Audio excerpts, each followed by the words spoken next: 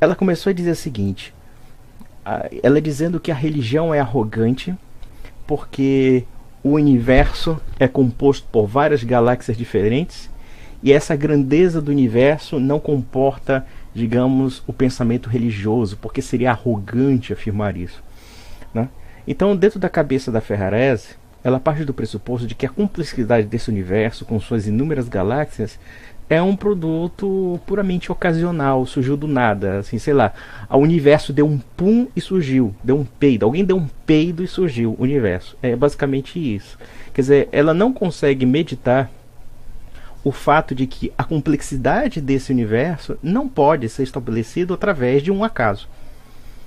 Se alguém disser que o acaso possa criar alguma coisa, primeiro, o acaso é por definição algo incognoscível, porque ela não demanda um tipo de ordem. O acaso é uma sucessão de fenômenos aleatórios, uma sucessão de fenômenos que você pode julgar aleatórios, em que podem acontecer essas coisas ou não acontecerem. Mas a aleatoriedade no universo, ela não existe substancialmente. A aleatoriedade não pode produzir causas e consequências. As causas e consequências que são pré-determinadas e pré-definidas na ordem do universo, seja através de vários fenômenos naturais, dos mais comezinhos, como por exemplo você colocar um copo de água e esse copo congelar, ou um copo de água numa geladeira e esse copo de água congelar por causa do frio, quer dizer, você vai perceber que esses fenômenos eles não são acidentais. Eles não são produto de um acaso. Porque se houvesse necessariamente um acaso, eu poderia colocar, sei lá, um copo de água numa geladeira e pegar fogo. A água pega fogo, a água vira fogo. A aleatoriedade, por definição, ela é desordem. E a desordem não comporta dentro desse universo. E se a desordem fosse a regra, se o caos fosse a regra, se o acaso, a sucessão aleatória de fenômenos fosse a regra, nós não teríamos ciência. Porque a ciência pressupõe ordem dentro da natureza, tanto das coisas existentes como dos fenômenos e como do próprio universo. Então, quer dizer, é tão simples refutar esse argumento, porque como é que alguém possa elogiar a complexidade do universo e não ver o fundamento religioso nisso? Já dizia, né? Quer dizer, já dizia Santo Anselmo, citando a Bíblia, que realmente quem não acredita em Deus é muito estúpido. Então quer dizer, no final das contas, né? No final das contas, você percebe que por exemplo, essas pessoas elas não conseguem pensar, digamos, no universo dentro de um conjunto. Elas pensam dentro de certos fenômenos através de crenças fragmentárias. Ela vê a complexidade do universo.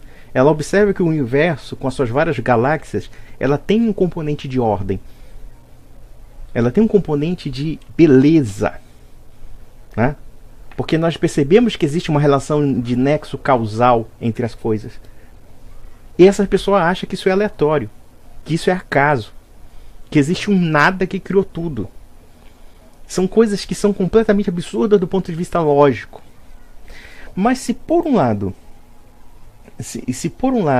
quer dizer, a cidadã fala, né? Se por um lado ela fala de teorias da criação do universo, e quando você pressupõe teorias no âmbito da ciência, você pressupõe uma ordem que pode ser identificada no plano da realidade, ela coloca uma concepção que é positivista de dizer que existe uma superioridade intelectual da ciência com relação à religião.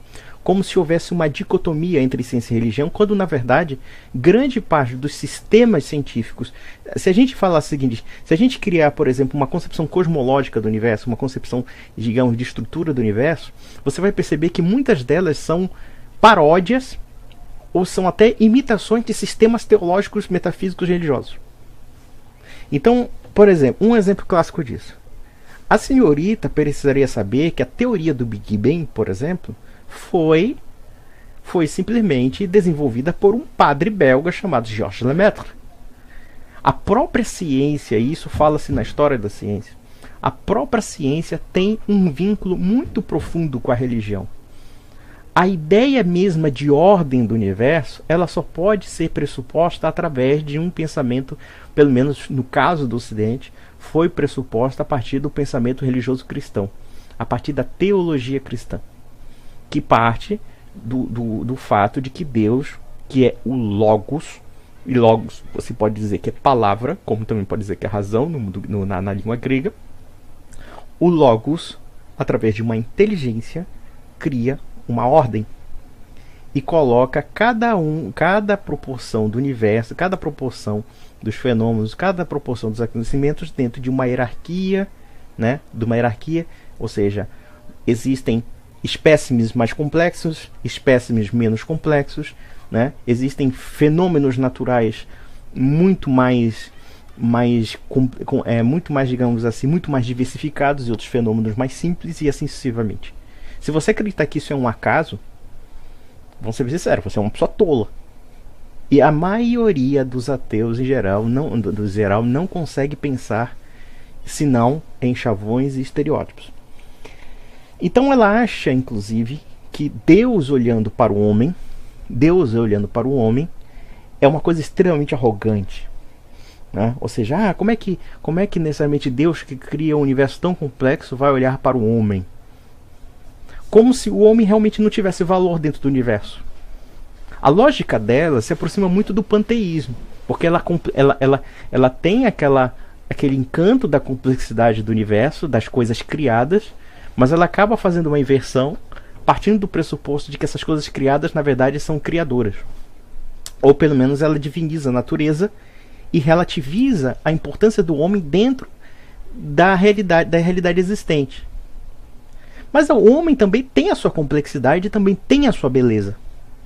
E com certeza, o homem sendo feito inteligente, sendo feito capaz de captar a beleza do universo, e captar inclusive a beleza das teorias científicas que ela mesma está falando, ou seja, o homem desenvolve as teorias para entender esse universo, e esse universo é justamente compreensível porque o universo não é aleatório, o universo não age sobre acasos ou sobre circunstâncias aleatórias, mas sim ela tem uma ordem que pode ser identificada em alguns fenômenos.